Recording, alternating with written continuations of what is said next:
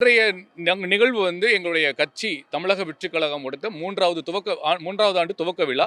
இந்த விழாவில் வந்து என்ன நம்ம பேசணுமோ அதை பேசியிருக்காரு.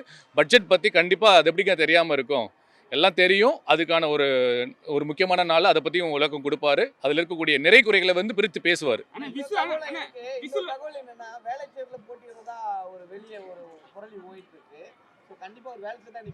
உங்களுடைய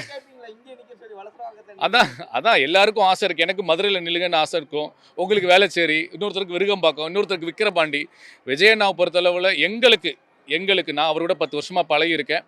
ஸோ அவர் எங்கே நின்னாலும் ஜெயிப்பார். கூடிய சீக்கிரம் அவர் எங்கே நிற்பாருன்றது அவரே அறிவிப்பார். விசில் சின்னத்தை வந்து நிறைய பேர் வந்து தமிழ் வார்த்தை சொல்லி கிண்டல் பண்றாங்க.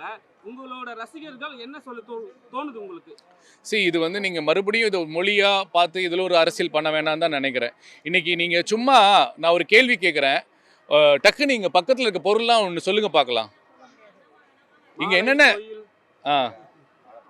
நீங்கள் கொஞ்சம் தெளிவானவர்னு நினைக்கிறேன், தமிழ் ஆர்வலர்னு நினைக்கிறேன். பஸ் யதார்த்தத்தை பேசுவோமே. யதார்த்தமாக சொன்னால் காரு, பஸ்ஸு, டெம்பிள் இப்படி தான். படிக்காதவங்களும் பார்த்தீங்கன்னா இங்கிலீஷில் தான் பயன்படுத்துகிறாங்க. இப்போ ஆங்கிலம் என்பது அது ஒரு வேற்று மொழியாக பார்க்காம அது ஒரு எங்கள் அண்ணன் விஜயகாந்த் சொன்ன மாதிரி ஒரு கண்ணாடி, அது பழக்கப்பட்டுருச்சு. அதுக்காக இதை வச்சு அரசியல் பண்ண வேணாம். விசில் எளிமையாக புரிஞ்சிருக்கு, சந்தோஷம்.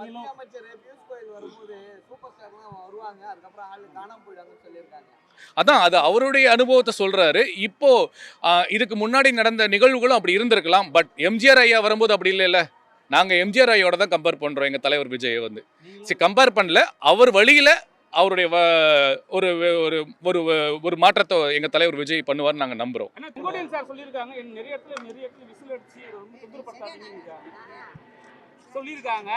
இப்போ வந்து உங்களோட நன்றி இங்க பாருங்க, ஒரு அம்மா சொல்றாங்க எல்லாம் விசில் அடிச்சா கொஞ்சம்ன்றீங்க. இந்த அம்மாவுக்கு வயசு 70 இருக்குமா? இவங்க சொல்றாங்க வெற்றி நிச்சயம் சொல்லி. அதனால இல்ல அது நம்ம மரியாதை கொடுக்கணும். ஓகே, செங்கோட்டையன் சொல்லியிருக்காரு மற்ற இடத்துல பண்ணாதீங்கன்னு. நீங்க என்ன சொல்லுவீங்க கருத்து? இல்ல அது நான் வரவேற்கிறேன். ஏன்னா வயசானவங்க இருப்பாங்க, தூங்குற நேரத்துல விசில் அடிக்க வேணாம்னு தான் சொன்னாரே ஒழிய விசில் அடிக்க கூடாதுன்னு சொல்லல. இப்போ அந்த ஜனநாயகன் படத்துக்கு வந்து நடிகர் சங்கமும் யாருமே வந்து சப்போர்ட் பண்ணல அப்படின்ற மாதிரி ஒரு விமர்சனம் போயிட்டு இருக்கு.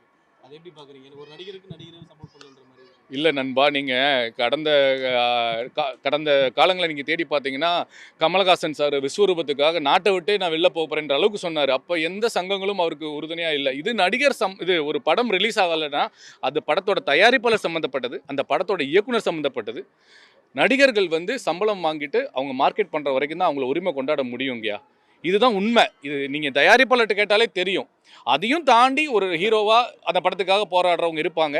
நீங்கள் அது இன்னைக்கு தலைவர் அரசியலுக்கு வந்ததுனால நீங்கள் தலைவா பிரச்சனைக்காக எங்கள் தலைவர் வந்து போய் இறங்கி நின்று வேலை பார்த்தாரு. எப்போ அரசியல் கட்சி ஆரம்பிச்சாரோ இனிமேல் அது சினிமா வேறு அரசியல் வேறுன்றதுல தெளிவாக இருக்காரு. தமிழ்நாட்டு மீடியாவை வந்து விஜய் ஏன் புறக்கணிக்கிறாரு?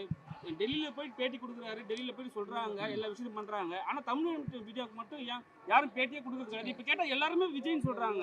மறுபடியும் நான் சொல்றேன், நீங்க தமிழ், ஹிந்தி, ஆங்கிலம் அப்படின்றத பிரிச்சு பார்க்க இல்லை நான் என்ன சொல்கிறேன், அப்படி ஒரு பிரிவினையை அரசியல் பண்ணாதீங்க இந்த மாதிரி நேரத்தில். பொதுவாக இப்போ நான் ஒரு நடிகனாக பார்க்கும்போது எனக்கு தேவைப்படும் பொழுது நான் மீடியாவை போய் நான் சந்திப்பேன். ஏன்னா நான் வளரணும், என்னுடைய படங்கள் ஜெயிக்கணும்னு நினைக்கும் போது மீடியாவை சந்திப்பேன். இன்றைக்கி உங்களை நான் சந்திக்கணும்னு நினைக்கல, எதிர்த்தமாக உங்களை பார்த்தேன். நான் நீங்கள் கேட்குற கேள்விக்கு பதில் சொல்கிறேன். ஸோ விஜயண்ணாவுடைய தேவை மீடியாவிற்கு இப்போதைக்கு தேவையில்லைன்னு நான் நினைக்கிறேன். ஒரு ஒரு தம்பியா, ஒரு தொண்டனா.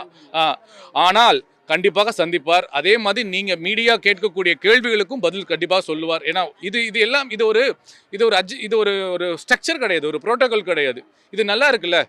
இப்போ நீங்கள் அவர் ஆட்சிக்கு வந்து இல்லை அவர் ஆட்சிக்கு வராமல் ஒரு விஷயத்தை சொல்லி செய்யாமல் இருந்தால் நீங்கள் கேள்வி கேட்கலாம், அவரை சந்தித்து நீங்கள் கேள்வி கேட்கலாம். கொஞ்சம் கொஞ்சமாக வந்துக்கிட்டு இருக்காரு. கூடிய சீக்கிரம் நீங்கள் சொன்ன தமிழ் பத்திரிகையாளர்களும் பத்திரிகையாளர்களை சந்திப்பார் எங்கள் தலைவர்.